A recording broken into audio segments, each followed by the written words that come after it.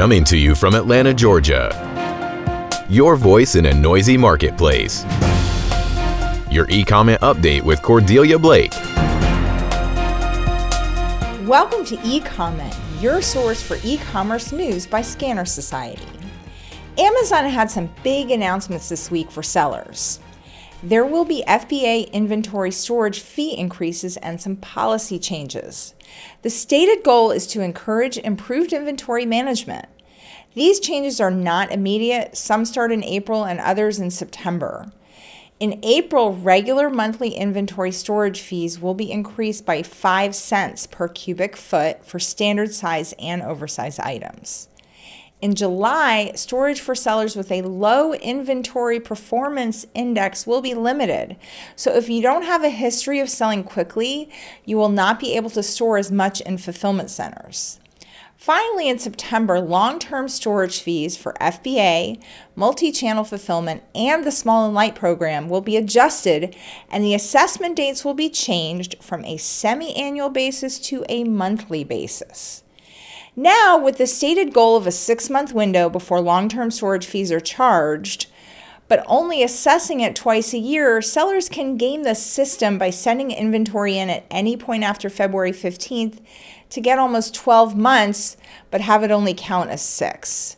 Starting in September, it will be assessed every month on the 15th, so sellers will simply have to only send in inventory that will sell in an actual 6-month period. Fees increase somewhat after 6 months and significantly after 12.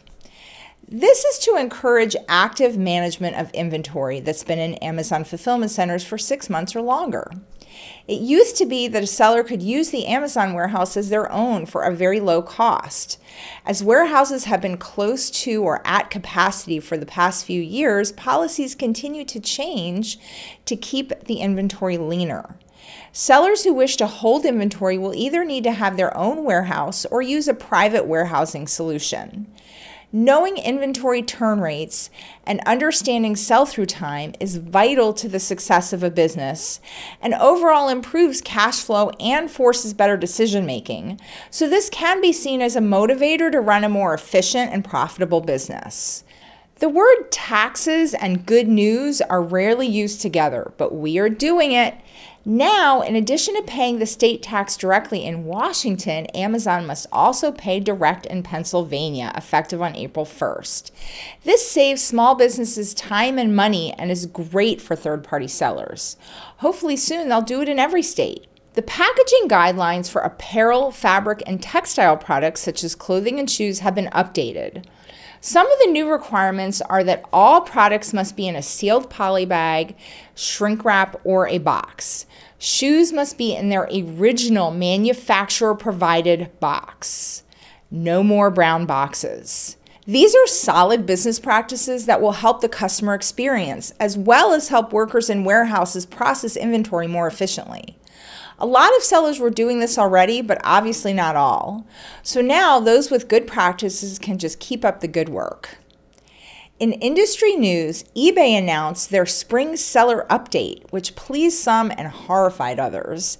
They are also rolling out changes over the next few months. A few that tie in well with Amazon sellers are their added exposure for bundles and lots or multi-packs. They are encouraging sellers to use universal product identifiers such as a UPC code and shared listings. Links to external sites are being discouraged, and there are fee updates as well. As Amazon becomes more challenging for smaller sellers, this is a great time to learn about or increase eBay sales.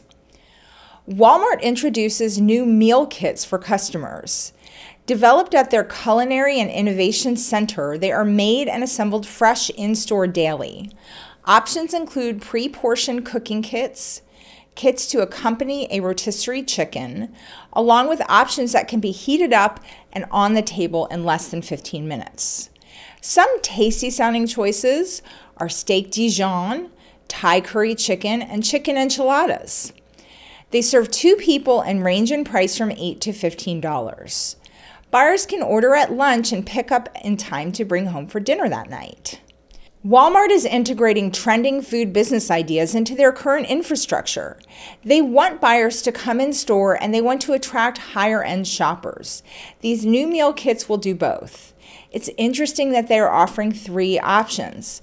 The pre-portioned cooking kits are an ingredient-based solution similar to HelloFresh.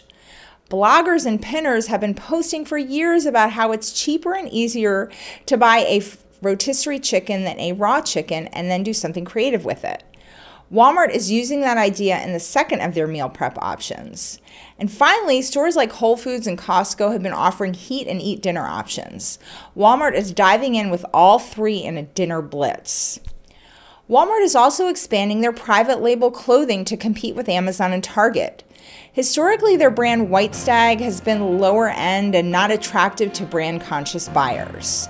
They're adding 4 new luxury lines: Time and True for women, size small through 2X, Terra and Sky, a high-end plus-size women's line, Wonder Nation, comfortable and durable clothes for kids, and George for men. They are using the scale, buying power, and logistics that they've built with lower-end lines and diving deeper into higher-end clothing. E-Comment is brought to you by Scanner Society, a trade organization for Amazon sellers. Find out more about us and how we can help sellers like you here. Here are today's show notes.